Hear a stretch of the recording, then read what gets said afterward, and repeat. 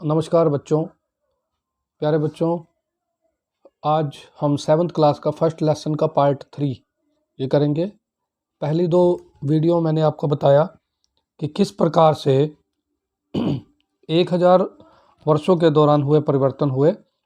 हमने देखा कि मानचित्र बनाने में, नई शब्दावली, कुछ शब्दों में यदि हमने बात करें तो मानचित्र बनाने की कला में भी विकास हुआ, शब्दों के अंदर भी विकास हुआ, शब्दों के कुछ अर्थ बदले गए, कुछ भाषाओं के नए अर्थ उसमें शामिल किए गए।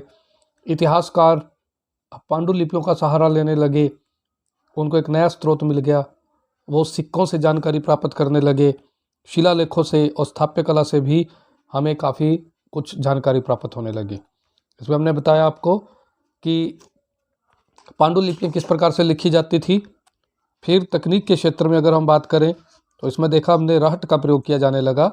देखिए ये पुराना रहट था, मैंने आपको पहले भी दिखाया। ये रहट एक धरती के अंदर खोदकर पानी निकाला जाता था, फिर इस रहट के द्वारा ये एक पहिए की तरह होता था, इसके ऊपर बाल्टियां लगी होती थी और ये बैलों के द्वारा खींचा जाता था, चलाया जाता था। यहाँ से फिर पानी सीधा खेतों में पहुँचाया जाता था। क्षेत्र और साम्राज्य, मैंने आपको बताया कि कुछ नए क्षेत्र और नए साम्राज्य उस समय आ गए। यह उस समय का भारत का मैप है जिसमें कुछ राज्य बताए गए हैं। इसमें लगभग 24-25 राज्य बताए गए हैं। 24 राज्य हैं। देखिए कौन कौन से थे, हम उसके ऊपर भी बात कर लेते हैं। पहला था सीवस्तान, उच्च, मुल्तान, कलानौर, लाहौर, समाना, सरस्वती, कुहराम, हांसी, दिल्ली, बदायूं, कन्नौज, कड़ा, अवध, बिहार, लखनौती, जाजनगर, मालवा, गुजरात, देवगिरी, तेलंगाना, तेलंग, द्वार समुंदर, माबार।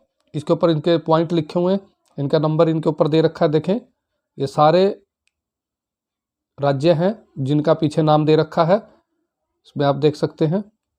ये सभी के सभी राज्य जिनके नाम दे रखे हैं, ये उसी तरह नंबर वाइज बताया गया कि उनका एरिया कौन सा था।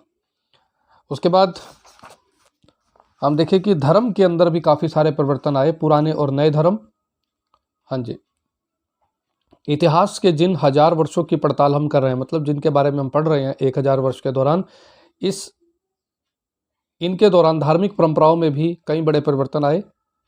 दैविक तत्वों में लोगों की आस्था कभी कभी बिल्कुल ही व्यक्तिगत स्तर पर होती थी, मगर आमतौर पर इस आस्था का स्वरूप सामूहिक होता था। किसी दैविक तत्व में सामूहिक आस्था यानी धर्म प्राय स्थानीय समुदायों के सामाजिक और आर्थिक संगठन से संबंधित होती थी। जैसे जैसे इन समुदायों का सामाजिक संसार बदलता गया, वैसे ही इनकी आस्था में भी परिवर्तन आता गया। तो धर्म के अंदर भी काफ़ी सारे परिवर्तन आ गए थे। आज हम जिसे हिंदू धर्म कहते हैं, उसमें भी इसी युग में महत्वपूर्ण बदलाव आए। इन परिवर्तनों में से कुछ थे नए देवी देवताओं की पूजा, राजाओं द्वारा मंदिरों का निर्माण और समाज में पुरोहितों के रूप में ब्राह्मणों का बढ़ता महत्व तथा बढ़ती सत्ता आदि।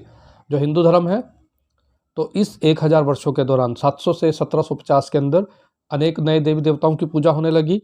जो राजा थे उस समय के, उन्होंने मंदिरों का निर्माण करवाया। बहुत बड़े बड़े मंदिर बनवाए गए। दक्षिण भारत के अंदर, उत्तर भारत के अंदर बहुत बड़े बड़े मंदिर बनवाए गए, निर्माण किया गया। क्योंकि जो राजा थे वो अपने आप को किसी न किसी देवता के साथ संबंधित करते थे और उसी देवता का वो मंदिर बनवाने का प्रयास करते थे, ताकि जनता के अंदर राजा की जो छवि है एक देवता की तरह हो जाए। पुरोहित थे, वो ब्राह्मण जो थे, अब उनका महत्व काफ़ी बढ़ चुका था समाज में। संस्कृत ग्रंथों के ज्ञान के कारण समाज में ब्राह्मणों का बड़ा आदर होता था। इसके संरक्षक थे। नए नए शासक जो स्वयं प्रतिष्ठा की चाह में थे, इन शिक्षकों का समर्थन होने के कारण समाज में इनका दबदबा और भी बढ़ गया। देखो, जो संस्कृत के ऊपर ज़्यादा पकड़ थी ब्राह्मणों की, संस्कृत भाषा काफ़ी जटिल भाषा बन गई थी, लोगों को समझ नहीं आती थी, इस कारण ब्राह्मणों का मान सम्मान और काफ़ी इसमें बढ़ जाता है। इस युग में एक महत्वपूर्ण परिवर्तन भक्ति की अवधारणा के रूप में आया। इसमें ईश्वर की कल्पना एक ऐसे प्रेमेल इष्ट देवी देवता के रूप में की गई थी जिस तक पुजारियों के विशिष्ट कर्म कांड के बिना ही भगत स्वयं पहुंच सके। इस विषय में और साथ ही दूसरी परंपराओं के बारे में हम अगले जो लेसन नंबर 8 होगा उसमें पढ़ेंगे। यदि वह युग था, यही वह युग था जिसमें इस महाद्वीप में नए नए धर्मों का भी आगमन हुआ। देखो, भारतीय महाद्वीप में नए धर्म भी आए। कुरान शरीफ का संदेश भारत में पहले 7वीं शताब्दी में व्यापारियों और अप्रवासियों के जरिए पहुंचा। मुसलमान, अब इस्लाम धर्म भी भारत में आ चुका था। मुसलमान कुरान शरीफ को अपना धर्म ग्रंथ मानते हैं। केवल एक ईश्वर अल्लाह की सत्ता को स्वीकार करते हैं, जिसका प्रेम, करुणा और उदारता अपने में आस्था रखने वाले हर व्यक्ति को गले लगाता है, चाहे उस व्यक्ति की सामाजिक पृष्ठभूमि कुछ भी रही हो। मतलब समाज में उसका कोई भी स्थान क्यों ना हो, ऊंचा हो, नीचा हो, उच्च जाति से हो, निम्न जाति से हो, वो सभी को गले लगाते थे।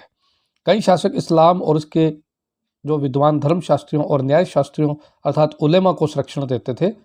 जैसे ब्राह्मण होते हैं ना, वैसे ही जो धर्मशास्त्री थे, जिनको धर्म के बारे में जानकारी होती थी, इस्लाम धर्म के अंदर या मुस्लिम धर्म के अंदर उसे उलेमा कहा जाता था। तो जो बड़े शासक होते थे, मुस्लिम शासक होते थे, वो उनको संरक्षण देते थे। हिंदू धर्म की भांति ही इस्लाम के अनुयायी भी अपने धर्म की अलग अलग तरह से व्याख्या करते हैं। मुसलमानों में कुछ शिया थे जो पैगंबर साहब के दामाद अली को मुसलमानों की विधि सम्मत नेता मानते थे, और कुछ सुन्नी थे जो खलीफाओं के प्रभुत्व को स्वीकार करते थे। देखो, दो थे, शिया और सुन्नी मुसलमान थे। ठीक है, शिया और सुन्नी मुसलमान। एक पैगंबर साहब जो थे, इनके हजरत मोहम्मद साहब, जिन्होंने इस्लाम धर्म का प्रचार प्रसार किया, उनके जो उनका दामाद अली था, वो उसे अपना अगला नेता मानते थे। ठीक है, और वो शिया मुसलमान कहलाते थे। कुछ सुन्नी थे जो खलीफाओं के प्रभुत्व को स्वीकार करते थे। मतलब इस्लाम, जब हजरत मोहम्मद साहब की मृत्यु हो जाती है, उसके बाद खलीफा पद की स्थापना होती है। जो उसके प्रभुत्व को स्वीकार करते थे, उसे सुन्नी कहा जाता था। इस्लाम के आरंभिक दौर में इस धर्म का नेतृत्व करने वाले खलीफा कहलाए, और आगे भी इनकी परंपरा चलती रही। इस्लामी न्याय सिद्धांत, विशेषकर भारत में हनफी और शफी, ऐसे सिद्धांत है कि विभिन्न परंपराओं में भी महत्वपूर्ण अंतर रहे हैं। ऐसे ही धर्म सिद्धांतों तथा रहस्यवादी विचारों को लेकर विभिन्नताएं देखने को मिली। और उसके बाद देखिए, समय और इतिहास के कालखंडों पर विचार।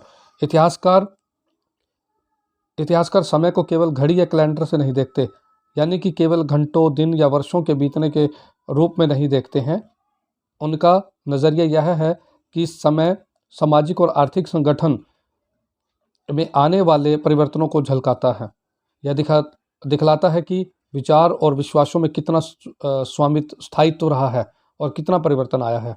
यदि अतीत को समान विशेषता रखने वाले कुछ बड़े बड़े हिस्सों या कालों में बांट दिया जाए, तो समय का अध्ययन कुछ आसान हो जाता है। 19वीं शताब्दी के मध्य में अंग्रेज इतिहासकारों ने भारत के इतिहास को 3 युगों में बांटा, हिंदू, मुस्लिम और ब्रिटेन। यह विभाजन इस विचार पर आधारित था कि शासकों का धर्म ही एकमात्र महत्वपूर्ण ऐतिहासिक परिवर्तन होता है। अंग्रेजों ने भारत का जो इतिहास था, उसे धर्म के आधार पर बांटा, और अर्थव्यवस्था, समाज और संस्कृति में और कोई भी महत्वपूर्ण बदलाव नहीं आता। इस दृष्टिकोण में इस महाद्वीप की अपार विविधताओं की भी उपेक्षा हो जाती थी। इस काल विभाजन को आज बहुत कम इतिहासकार स्वीकार करते हैं। आजकल के जो इतिहासकार हैं, इस बात को स्वीकार नहीं करते हैं। अधिकतर इतिहासकार आर्थिक तथा सामाजिक कारकों के आधार पर ही अतीत के विभिन्न कालखंडों की विशेषताएं तय करते हैं। पिछले साल आपने जो इतिहास पढ़े, उसमें प्राचीन समाजों के कई प्रकारों का समावेश था, जैसे शिकारी संग्रहण, प्रारंभिक दौर के कृषिकर्मी, शहरों और गांव के निवासी, और प्रारंभिक दौर के राज्य और साम्राज्य। इस साल आप जो इतिहास पढ़ेंगे, उसे प्राय मध्यकालीन इतिहास कहा जाता है। इसमें आपको कृषक समाजों के विस्तार, क्षेत्रीय सामाजिक राज्यों के उदय, कभी कभी तो ग्रामवासियों और वनवासियों की कीमत पर प्रधान धर्मों के रूप में हिंदू धर्म, इस्लाम धर्म के विकास, और यूरोप से व्यापारी कंपनियों के आगमन के बारे में और विस्तार से जानकारी मिलेगी। भारत के इतिहास के ये 1000 साल अनेक बदलावों के साक्षी रहे हैं। काफ़ी बदलाव हुआ इसमें।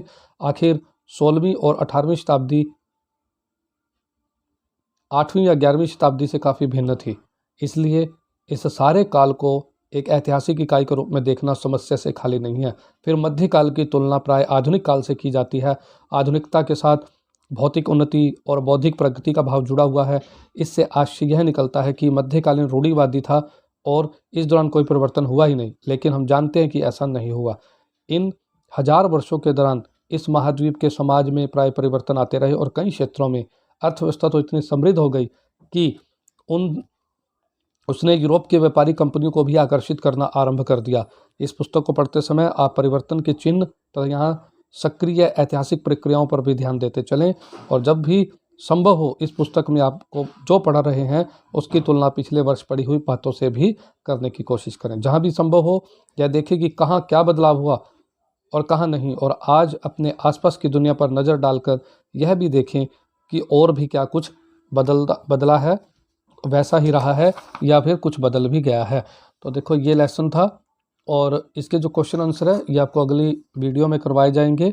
देखो भारत के अंदर मैंने आपको बताया कि पूरे विश्व के इतिहास को 3 भागों में बांटा गया है। कालखंड अलग हो सकता है, यूरोप का कालखंड अलग है, भारत का अलग है। भारत में 700 ईस्वी से पहले के काल को कल भी मैंने आपको बताया था प्राचीन काल कहा जाता है। 700 से 1750 तक या 1800 तक भी कह देते हैं, कई 1700 साल तक भी सन 1700 तक भी कह देते हैं।